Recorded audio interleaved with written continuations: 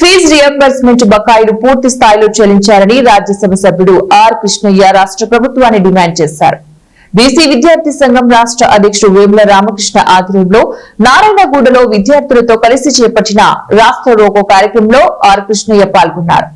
ఈ సందర్భంగా ఆయన మాట్లాడుతూ బకాయిలు 8,000 కోట్లు ఉంటే రాష్ట్ర ప్రభుత్వం కంటి తుడుపుగా 600 కోట్లు విడుదల చేస్తామని చెప్పడం సరికాదన్నారు.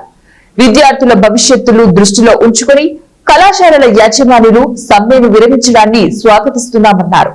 బకాయిల కారణంగా ఎస్సీ, ఎస్టీ, బీసీ విద్యార్థులు ఉన్నత చదువులకు దూరమవుతున్నారని అన్నారు. విద్యార్థులు రోడ్ల మీద ఉద్యమాలు చేస్తున్నారు. ఈ రోజు నువ్వు 600 కోట్లు ఇస్తే కూడా ఈరోజు విద్యార్థులందరూ రోడ్ల మీదకి వచ్చి ధర్నాలు రస్తారోకలు చేస్తున్నారు.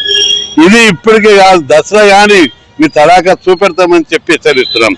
ఏం కాలేజీలను విడిపించి భయపెట్టి ఉద్యమం ముగిసిందని చెప్పి ముచ్చట పడొద్దు. మళ్ళా చాలా మంది విద్యార్థులతోటి ఢిల్లీ కూడా పోయి పెద్ద ఎత్తున ఉద్యమాలు చేస్తాం.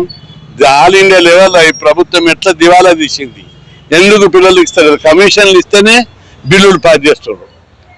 కాంట్రాక్టర్ దగ్గర కమిషన్లు తీసుకొని బిల్లులు పాస్ చేస్తున్నారు. విద్యార్థులకు కమిషన్లు ఇవ్వరు, స్కాలర్షిప్లు ఫీజులు వద్ద బిల్లుల దగ్గర కమిషన్లు దొరకాయని వీళ్ళు నకలాలు చేస్తున్నారు. రాష్ట్ర ప్రభుత్వానికి దాదాపు ఈ 22 నెలల కాలంలో 2,30,000 కోట్ల అప్పులు తెచ్చారు. ఈ 22 నెలల కాలంలో రాష్ట్రానికి ఆదాయం పన్ను రూపకము, ట్రాన్స్ అన్ని రకాల ఆదాయం కూడితే 4,50,000 కోట్ల ఆదాయం వచ్చింది. మొత్తం 22 నెలల అప్పులు ఆదాయం కలిసి 6,80,000 కోట్లు వచ్చింది. అందులోకి ఏది 6,000 కోట్లు ఇవన్నీ వీళ్ళు ఇళ్ళకి ఇస్తుర్రా, మంత్రి ఇళ్ళకి ఇస్తుర్రా, ఆఫీసర్ల ఇళ్ళకి ఇస్తుర్రా? ఎందుకు బాధ? మా పిల్లలు చదువుకుంటే మీకు ఎందుకు కడపమాట?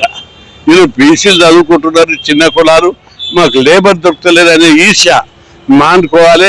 మా స్కాలర్